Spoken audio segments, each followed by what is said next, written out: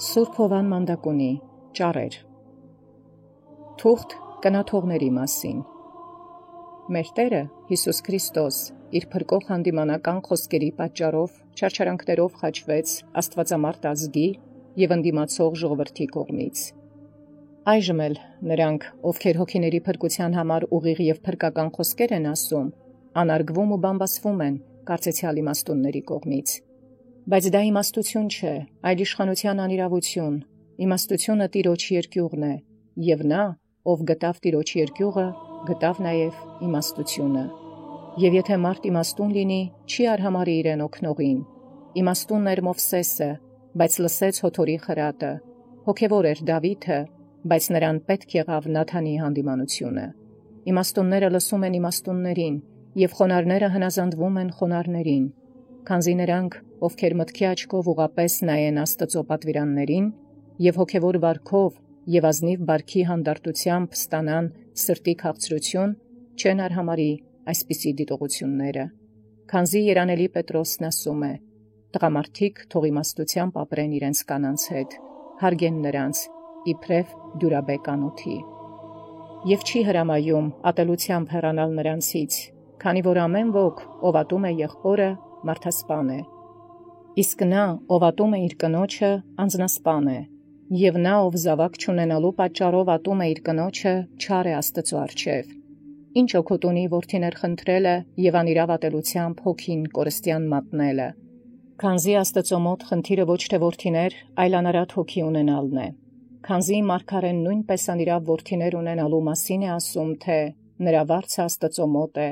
այն է նրա որովայնի պտուղը և սուրբ զավակն ու հիշատակը։ Նա չգիտի, Աստված իր ամուսնու մեղքերի պատճառով է մերժում իր որովայնին պտուղ տալ,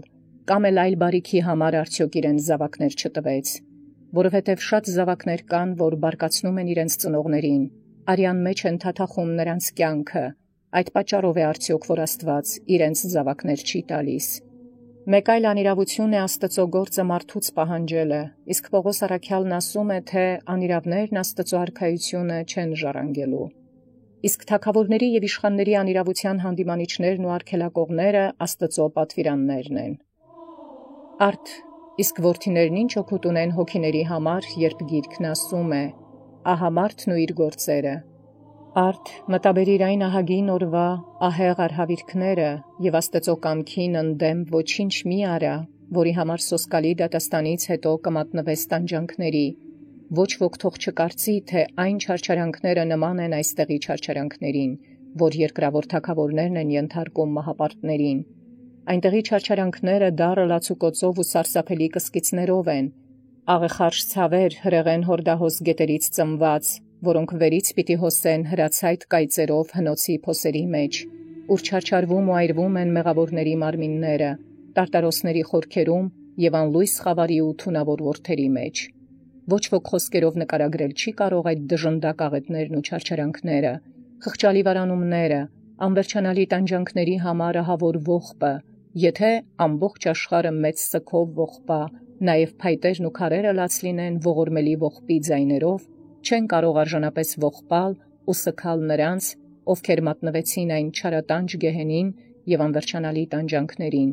Այստեղ պետք է այդ ամենի մասին հիշել և զգուշությամբ անցնել այս անցավոր, ալեկոծ ու մեղսասեր կյանքի միջով։ Իսկ հավիտենականներն անվերջանալի են, պատիր և երազ են սիրելի երկրավորները և սարդոստայնից առավել տկար։ Ահա այսօր և վաղը կանք, հետո չենք լինելու, երկորյա է այս աշխարհի հանգիստը, և հավիտենական են տանջանքներն ու ամոթը։ Ահա ուրիշ երկիր անցնել կա, փառքի Տիրոջը տեսնել կա։ Սրտով մեր սիրտը քննենք և այստեղ մաքրենք, որովհետև քիչ օրեր հետո պիտի գնանք այն ահեղ ու չխաբվող դատավորի մոտ, ում հայտնի են մեր գաղտնիքները, ով հանդիմանում է մեր սրտի խորհուրդները, ում ճշմարտապես ու քննող աչքից ոչ մի բան չի ծածկվում։ Ուրեմն վախեցիր այն ահեղ դատաստանից, այլևս մի վիրավորվիր աներևույթ սրով և չարիքի վրա չարիք մի ավելացրու, մարմնիդ անդամները թողնելով անվերջ տրտմության մեջ, որի համար պետք է երկար ժամանակի ապաշխարություն, եթե երկյուղած ես Աստծուց։ Արդ քահանաներին այլևս մի չարչարիր, Եվ մի տրտմեցրու եկեղեցուն, մոտ է բոլորի վախճանը, փութա մոտենալ Աստծուն, եւ Աստված քեզ կմոտենա։ Ահա գող է, մահվան օրը, գուցե եւ տարաժամ հասնի, արթուն եղեք, ասում է Տերը, որովհետև չգիտենք օրն ու ժամը, որ հանկարծակի որոգայթի պես անակնկալ կհասնի քեզ վրա։ Արդ վախեցիր դու այն օրից, փութա զղջալ գործածդ մեղքերի համար, քանի դեռ այս աշխարհում ես, մի զբաղվիր երկրավոր բաներով, որովհետև մոտ ժամանակից պիտի փոխվենք վերին քաղաք, իսկ այն ամենն, ինչ հավաքեցինք այս աշխարհում, պիտի մնա այստեղ, որովհետև ոչ հետներս որևէ բան բերել ենք այս աշխարհ եւ ոչ էլ որևէ բան կարող ենք տանել։ Մերկ մտանք այս աշխարհ եւ մերկ էլ պիտի վերադառնանք այստեղից։ Ուստի եւ մշտապես հիշիր այն ահագին օրվա երկյուղը եւ մի մոռանա բոցը, որը երբեք չի հանգչելու, շտապիր փախչել սատանայի ձախ կողմից եւ Աստված մշտապես կլինի քո աջ կողմում։ Լսիր Սուրբ Հոգուն եւ Աստված կլսի քեզ այն տագնապի ահավոր օրը։ Բարեխոսության համար մի փնտրիր ոչ շքեղ դեմքերի խոսքերը եւ ոչ էլ նախագահության պատիվը, որից քիչ վարձատրություն կստանաս։ Այլ հիշիր, որ կան դատաստաններ, կան տանջանքներ, պիտի լինի հարություն եւ բոլոր գործերի համար քննություն, եւ այս երկյուղով հնազանդվիր, որպեսզի մեծամեծ վարձատրություններ ստանաս։ Մեծ բան է լսել ավետարանի ձայնը, ի բարեխոսություն մահկանացու մարդկանց։ Լսիր մարգարեական հրամաններն ու առաքելական պատվիրանները, իբրև քեզ բարեխոսություն, եւ հնազանդվիր Աստվածային այս պատգամիս, մտաբերիր մեղքերիդ բազմությունը, ուրիշի քիչը մի պահանջիր, հիշիր պատվիրանների բարձր ձայնը, որ քեզ վկայեցին, իմացիր, որ եւ խոսքերիդ, եւ խորհուրդներիդ, եւ քո փոքրիկ քենի համար հաշիվ պիտի պահանջվի քեզնից, նայիր այս աշխարհի կյանքին, որ անցնում է ստվերի պես, եւ շտապում է դատաստանի օրը, վախեցիր Սոսկալիակյանից, եւ դատավորի ահավոր դեմքից, եւ զգաստացիր, դողա դարը դատաստանից եւ անտանելի ամոթից,